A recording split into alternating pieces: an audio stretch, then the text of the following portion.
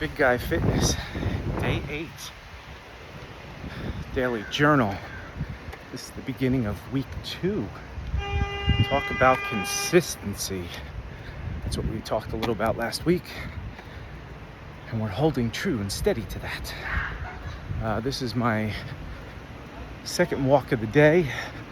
I already did my weight resistant training, which worked out really well. This is going to be a video with a lot of stuff in it. I'm going to try and make it short. I'm going to try and make it quick, so it's not a long 15-minute video.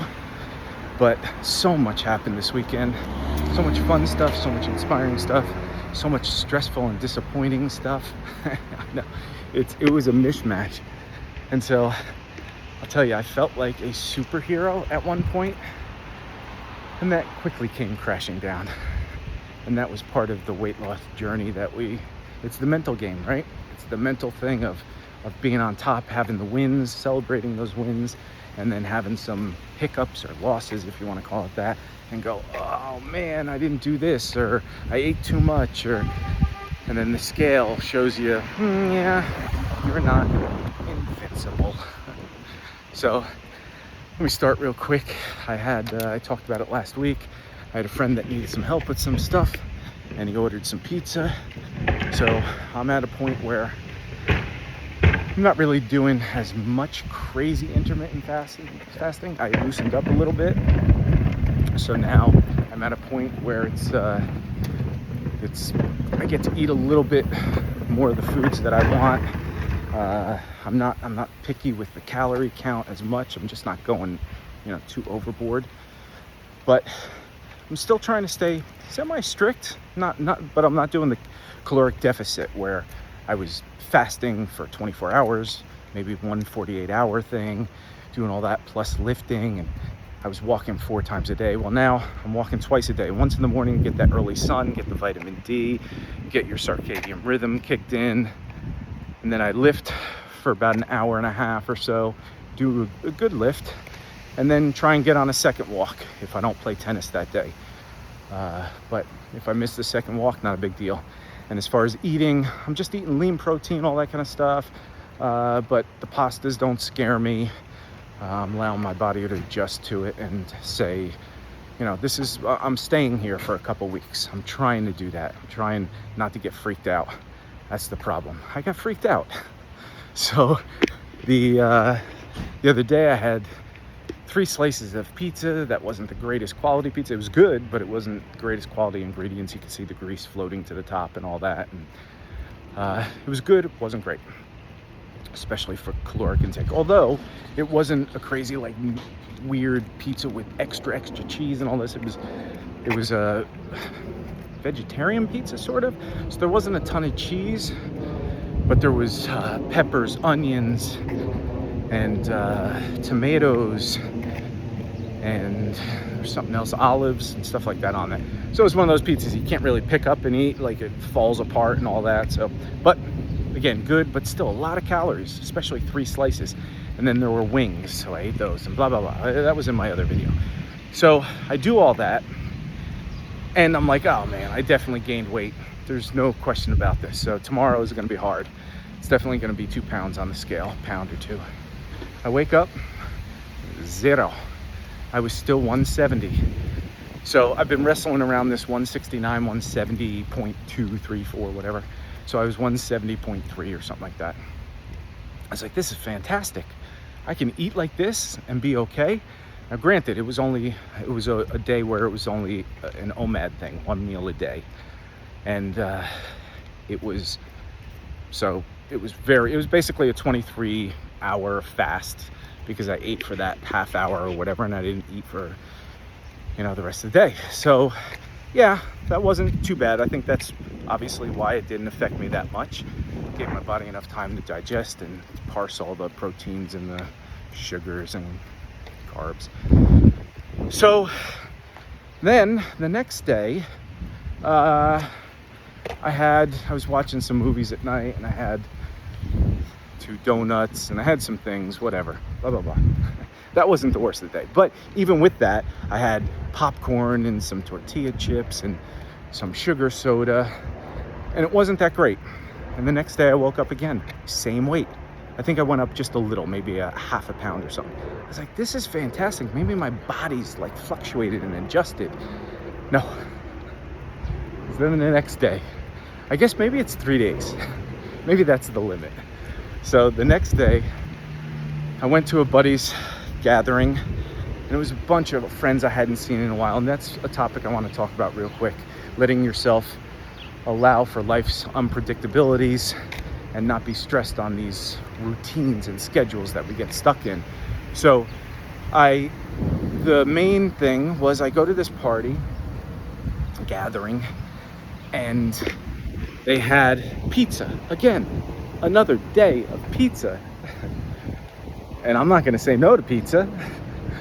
So I had 2 square slices with meat and all this stuff on it. And then there were a regular slice of cheese and a meatball. Well, luckily I put my dish down and I look away for a second and the dog ate my meatball. Arr! But that was funny enough. I was like, that's good. I don't need all this stuff. But then I'm like, wait, that's protein. That's the only good thing on here. So, not really, but then I eat all that. And of course I had some tequila. I'm a big fan of tequila. And I was feeling loosened up. So I was like, you know what? I'm going to have another slice of pizza. So I had another slice. And while I was at it, I grabbed my missing meatball. Not from the dog. That'd be disgusting. So I had all that and all the tequila drinks. And I was like, it's not going to be that bad. It'll be fine. Of course, I wake up this morning almost 5 pounds heavier. I know that's the alcohol. It's a lot of the sugars, a lot of the carbs. They finally kicked in.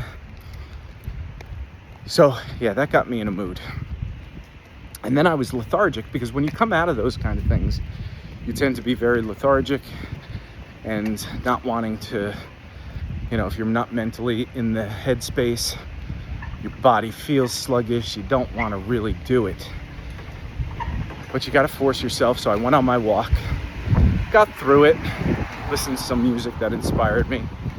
Then I got home and I was like, you know what? I just gotta lift. One every time I go to the weights, especially arms and stuff, you get that little pump.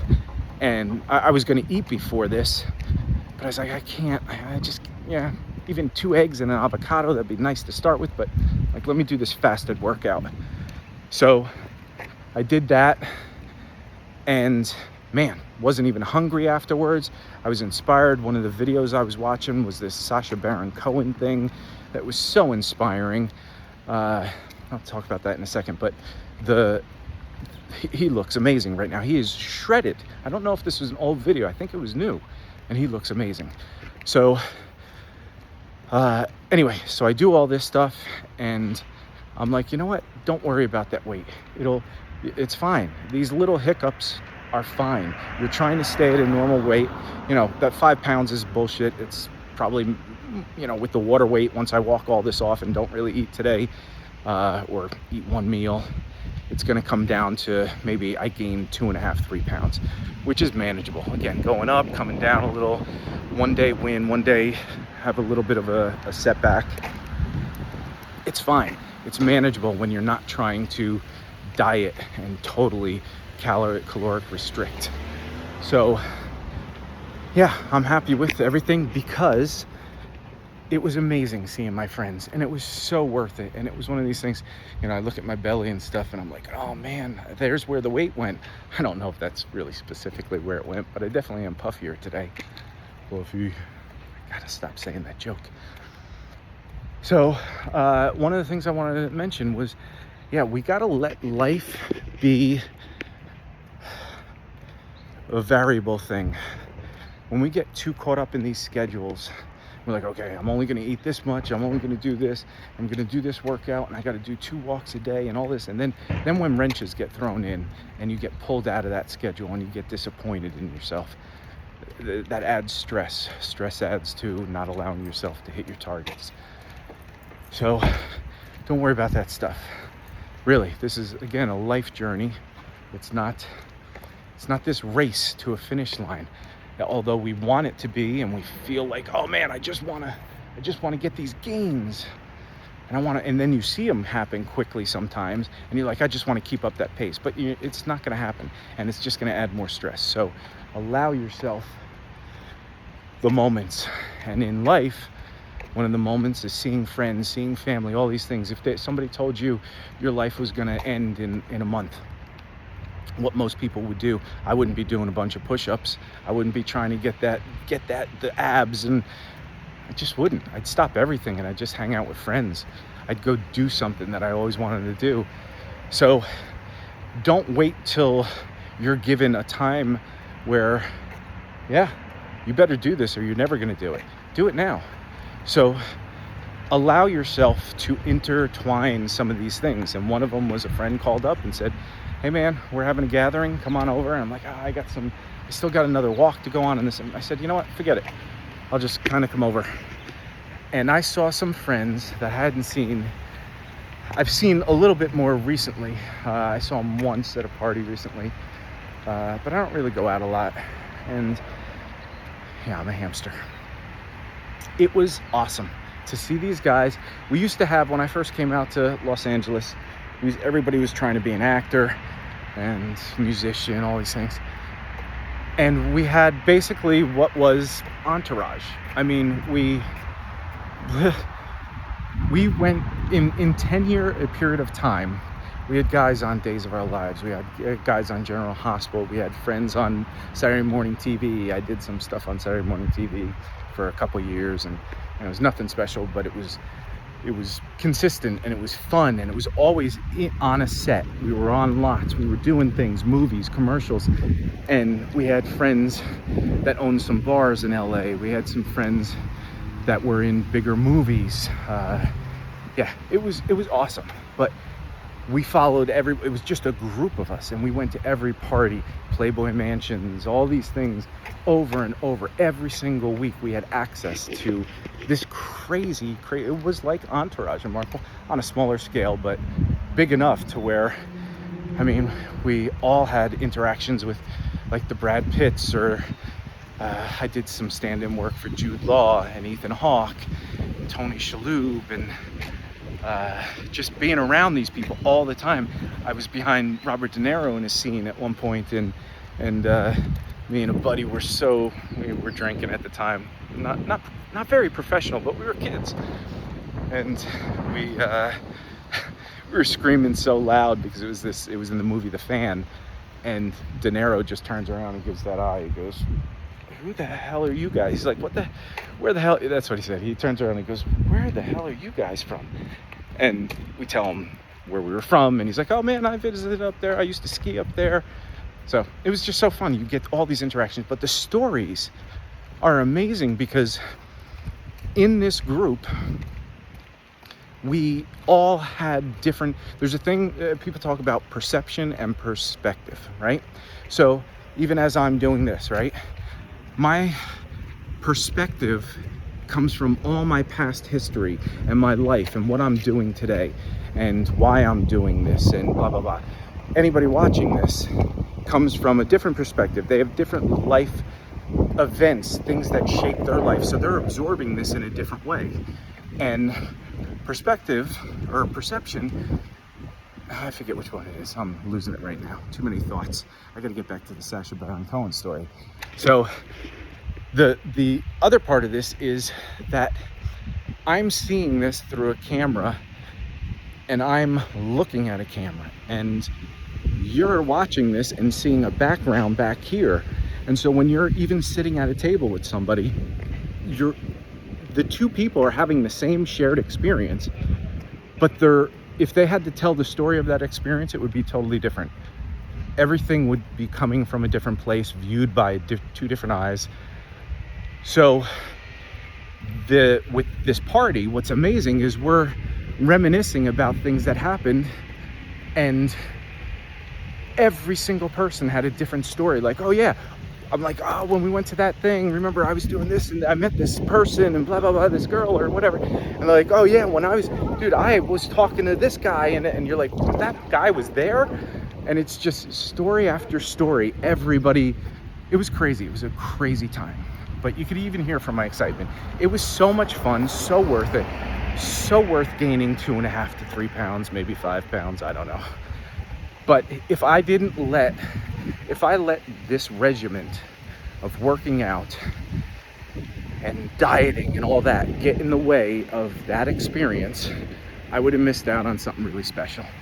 So if you get a chance to hang out with loved ones, friends, your relationship, just everything, do not push those things off for the small gains you're getting here on a weekly basis. Now, don't just do that all the time and just forget about exercising and dieting, because this is a lifestyle change, but definitely invest a lot of time, or at least a fraction of your days every day, to those things that really mean a lot. This, again, if I die in great shape or not, none of that doesn't matter. So anyway, the Sacha Baron Cohen thing, amazing. What was so amazing about that was that I saw a thing while I was doing my resistance training, a video.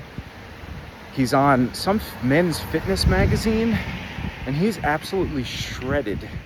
Like ridiculously shredded, lean but cut.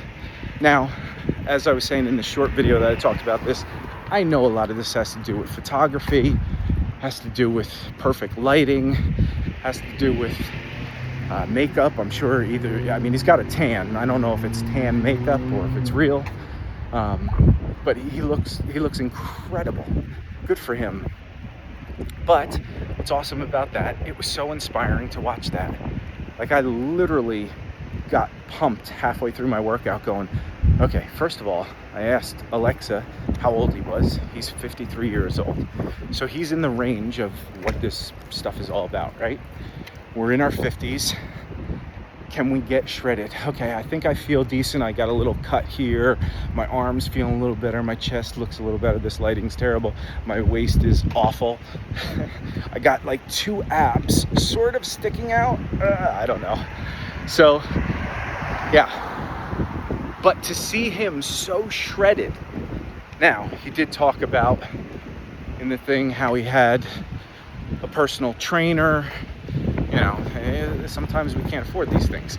He had a personal trainer. Oops, I almost died. That's a 50-year-old mistake. I just tripped. So he has a personal trainer, personal chef, and then he said he's also has to thank Ozempic. Now, I don't know if he was joking. I assume he was. He's a comedian. That's actually kind of funny. But I wouldn't put it past him. You know, people are trying to get any gain they can, right? So the little extras, whatever. And Ozempic hasn't been proven to be horrible for you, with the exception of when you get off it, you tend to gain a lot of the weight back.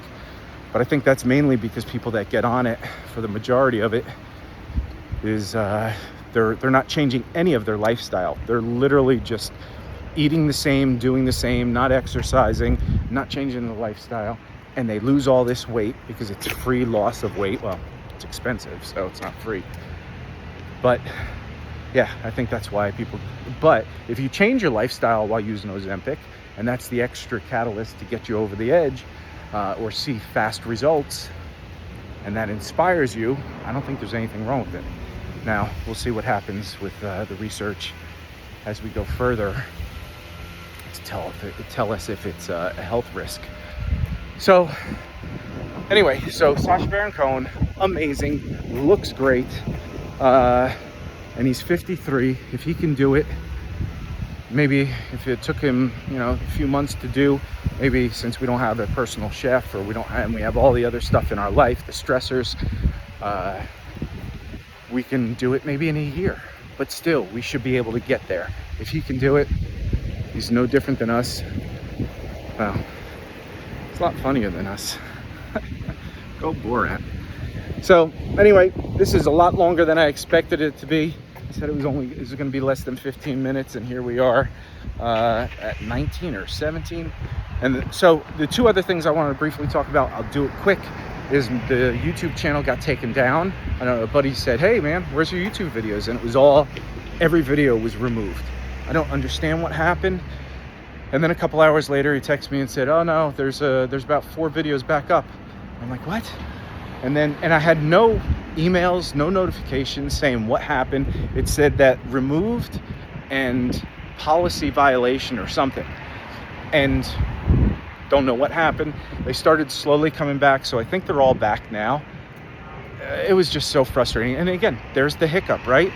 Everything was going well. I was having a good time, dieting, everything was working. And then I had that hiccup, and man, for like 2 or 3 hours, I was bummed. I was like, man, I put in all this work, and now what do I have to start a new channel? Frustrating. But those things, if you let them mentally take you down, yeah, you just can't. Now, the last thing is the musical thing.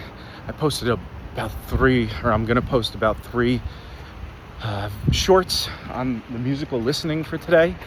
And yeah, the only reason there's so many is because I was listening to White Lion from the other day. I was listening to Van Halen. White Lion's very similar in certain regards. If you watch those, you'll see what I mean. To Van Halen, Vito Bratta is one of the best guitar players. So melodic. He didn't get as much due as he should have. Due credit. But absolutely amazing. Very melodic. Does a lot of finger tapping, which is part of the reason why he got billed and labeled as like a Van Halen, I wouldn't say clone, but people did compare him a little too much to Eddie because he was definitely his own thing. But I was listening to Wait, the solo, and I was describing a little bit of some of the things that go on it that are so fun to play. It's hard to get. There's a lot of little tapping things, but he does it different each time. Like it's not just the same kind of tapping like over and over. It's like 3 or 4 different variations that take different techniques and skills. So fun. Anyway, then Lonely Nights came on, that tune, and Sweet Little Something, I think that was the tune. And I was like, oh my God, okay, I came back and talked about those. I gotta transcribe 1 or 2 of those tonight. And then the final thing was, I don't bag on much music, but I heard they put out another album, and they did a remake of the song Wait for the, I don't know what the name of the album was. Wait for the darkness, wait for the something, whatever. It was possibly one of the worst covers I've ever heard. It's so sad because it was the tempo of the song. I got to check it when I get home, but the tempo was faster, which made it seem really, really rushed. And I don't think it was a lot faster. It was just the combination of it being a little faster and the drums just going the whole time, like at the same intensity. There was no variation. So the 2 of those things, plus the guitar player threw in a few extra little riffs in the rhythm section that just kept it, the whole thing was so busy. I was really disappointed. And then the solo, he nailed the solo, whoever was playing this. I don't think it was Vito Bratta. It just didn't sound like it. But the intro to the solo, the first measure or 2, was so weird because it was rushed. So this whole process of the song feeling rushed, but then the solo, the beginning felt like it was ahead of the beat, even though the beat was pushing ahead the whole time. So yeah, I don't know what was going on there. Very, very disappointing. And then after the solo, there was a quieter section, and the drums are going on the hi-hats, and I don't remember it being like that in the main. I think it was lower and it was there, but I don't think it was out front like it was here. Just really, really strange. Anyway, then a different tune came on, White Lion. I think it was the Lonely Nights, and I was like, oh my God, dude, this is where it's at. So, all right, enough talking. Sorry about this long video, but it had a lot of good stuff. I think, again, let your life be enjoyable. Allow for those moments. Don't focus on this as if it's a race you're going towards, and something that you choose this over regular life activities, especially when it comes to friends, family, people you love. They're not going to be there forever, and that's the important shit. It really is. So check out Guitar Breakdown if you want to hear some more music stuff. Check out more of the shorts, like and comment, do all that stuff. I want to interact with people. Sorry about this wind, but I really do want to communicate with people. So please comment, like and subscribe, share this with some people. Let's get a little community going. I think this is healthy for guys our age, anybody our age, men, women, that are trying to get healthier and all that good stuff. All right, see you tomorrow.